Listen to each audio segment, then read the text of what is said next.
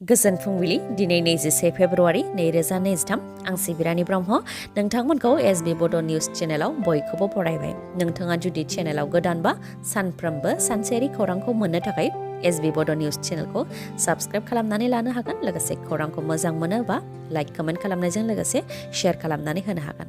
आसा खालामो नोंथाङा खौरांखौ मोजां मोनगोन आरो खौरांखौ जोबजासे खोनासंगोन होननानैबो आसा खालामनाय थाबाय। दानिया नोंथाङा खौरांखौ खोनासंलांदो। तिनसुकियायाव गुलि गावनाय जाथाय गुलि गावनायजों साथाम सुबुंनि जिउ खहा। तिनसुकियानि लिड'नि तामुलबारि ओनसोलाव जादों बे गुलि गावनाय जाथाया। आलफायानो साथामखौ गावथारदों होननानै सन्देह खालामदों। रिपर्टनि बायदिब्ला गावथारजानाय साथाम सुबुंफोरा आलफानि सायाव नोजोर लाखिनानै पुलिसनो स्रोदै खौरां हरोमोन आरो बावैसो सिगां आलफानि दैदेनगिरि उदे असमखौ रैखाथि हान्जाया गावथारदोंमोन। उदे आसामनि सोमोन्दै पुलिसनो खौरां हरनाय आरो उदे आसामखौ गावथारहोनायाव साथाम सुबुंनि आखाइ थानायनि सन्देह खालामनायजोंनो जानो हागौ साथाम सुबुंखौ आलफाया गावथारदों होननानै फोरमायथिदों। नाथाय पुलिस आरो आर्मिया जाथायनि सोमोन्दै दासिमबो खुगा बेखेवाखै। अनलाइननि गेजेरजों आइफन बिहरनानै रां हरनो हायैलाय डिलिभारि एजेन्टखौनो बुथारदों। जाफेरै जाथाय जादों हादराव। 20 बोसोर बैसोनि हेमन्त दत्त मुंनि सुबुङा फ्लिपकार्टआव आइफन अर्डार खालामनायनि उनाव रां हरनो हायैलाय डिलिभारि एजेन्टखौनो बुथारदों। बे जाथाया कर्नाटकनि हासान जिल्लायाव जादों। हेमन्त दत्त मुंनि सेंग्राया डिलिभारि एजेन्टखौ बुथारखांनायनि उनाव सानथाम गावनि न'आवनो दोनदोंमोन। बेनि उनाव रेल साइटिनाव लांनानै बेनि साखाथियाव सावहैदों। गोथै देहाखौ सावनायनि सिगां पेट्रलबो बायनानै लायदोंमोन हेमन्त दत्तआ। डिलिभारि एजेन्टआ गोमानानै थानायनि उनाव न'खरनि सुबुंफोरा पुलिस थानायाव एफआइआर होनायनि उनावनो पुलिसआ गावनि हाबाखौ मावनायाव गासै जाथाया सोराङाव फैदों।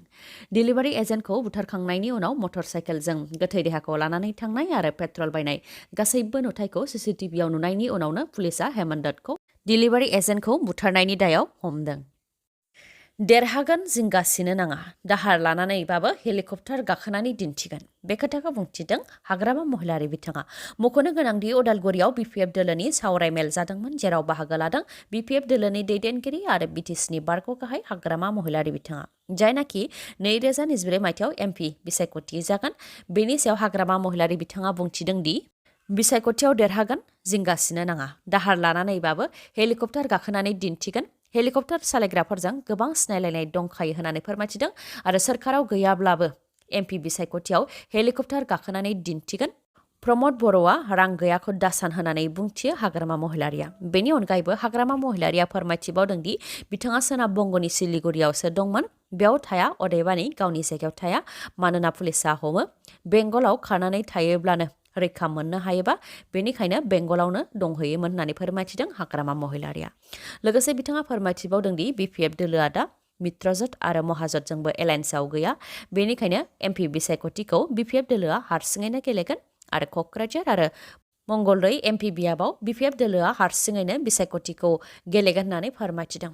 बेनि अनगायैबो सिगांनि सोरखारनि समाव BTCनि रां बाहायनायनि सायाव दानि BTC सोरखारा अडिट खालामनायनि सायाव हाग्रामा महिलारि बिथाङा बुंथिदों दि जायनाखि आसामजों लोगोसे गुबुन गुबुन रायजोफोराव एजिनि गेजेरजोंसो हिसाब खिथाबखौ खालामनाय जायो। बिनि थाखायनो BTCनि हिसाब खिथाबखौ खालामनो थाखाय आसाम सोरखार आरो भारत सोरखारजों सावरायनानै गोबां खस्थ'नि गेजेरजोंसो जोंनि हिसाब खिथाबखौ एजिनि गेजेरजों खालामनो थाखाय गनायथि मोनदोंमोन। नाथाय निटकन कम्पानिनि गेजेरजों माबा अडिट खालामनाय जायो नामा आरो एजिनि गोजौआव सोर दं होननानै सोंथि खालामो हाग्रामा महिलारिया।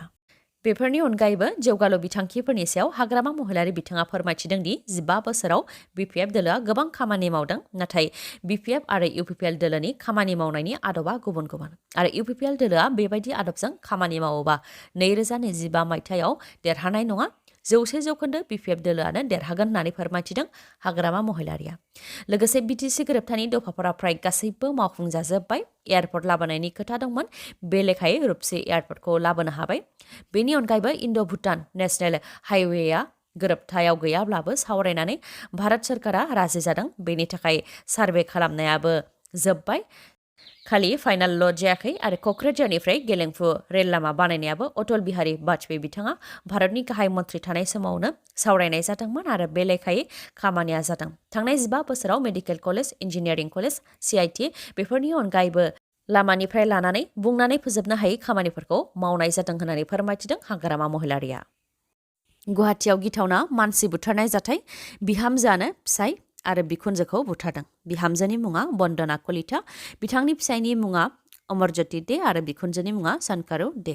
फिसाय आरो बिखुनजोखौ बुथारनायनि गासै जाथाया सोराङाव फैनाय बायदिब्ला बन्दना कलिताया गिबियाव बिखुनजोखौ बुथारदों। थांनाय 26 जुलाइ 2022 मायथाइयावनो बिखुनजो सानकारू देखौ चानमारियाव थानाय फ्लेटआव बन्दना कलिताया गावनि लोगो धान्ति डेका आरो अरूप डेकानि मददजों बिखुनजोखौ बुथारदोंमोन। बेनि उनाव मोनथाम थुख्रा खालामनानै प्लास्टिकआव सोनानै बुथारनाय जाथाय जानायनि अखानायै मेघालयनि चेरापुन्जी र'डआव गारहैदों।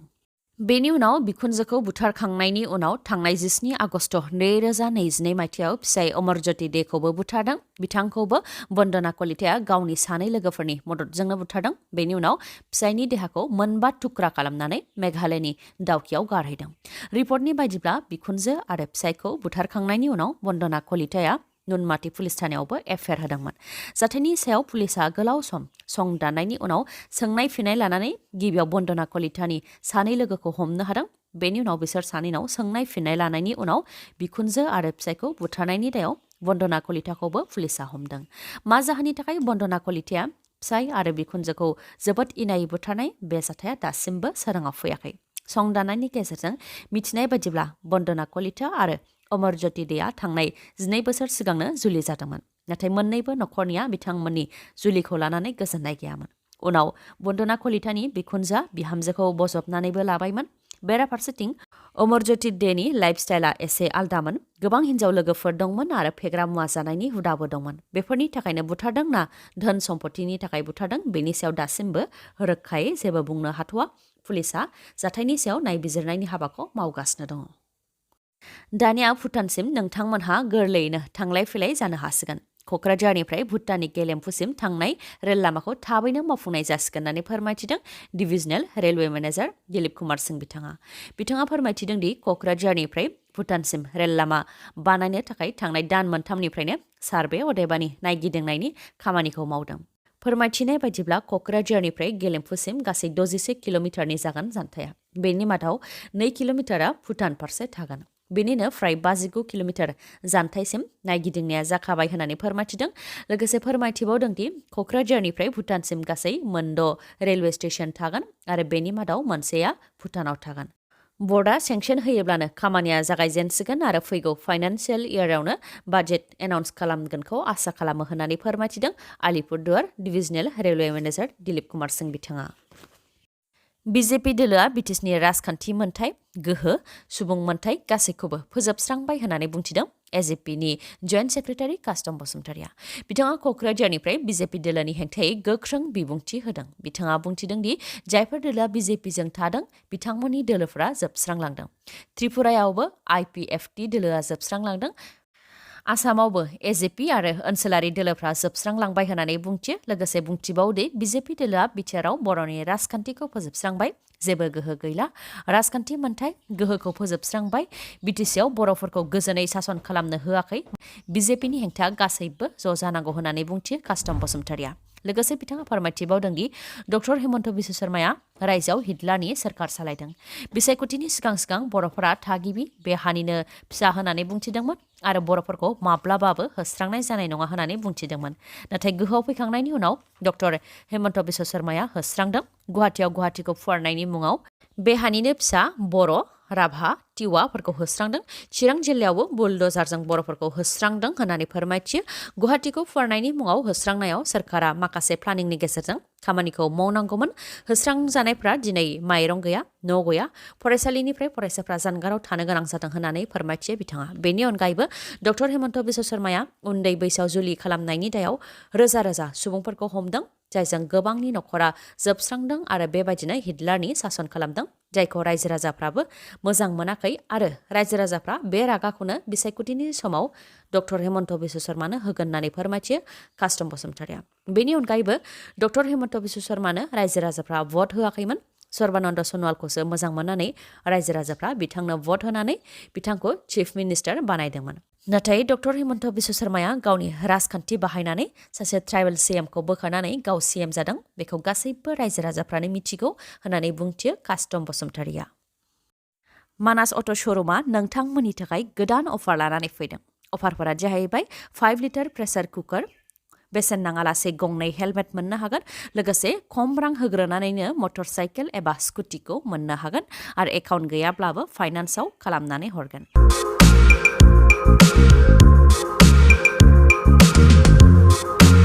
बेनि अनगायैबो जायखिजाया कम्पानिनि गोजाम मटर साइकेल एबा स्कुटिखौबो सोलायनो हानायनि खाबु दङ।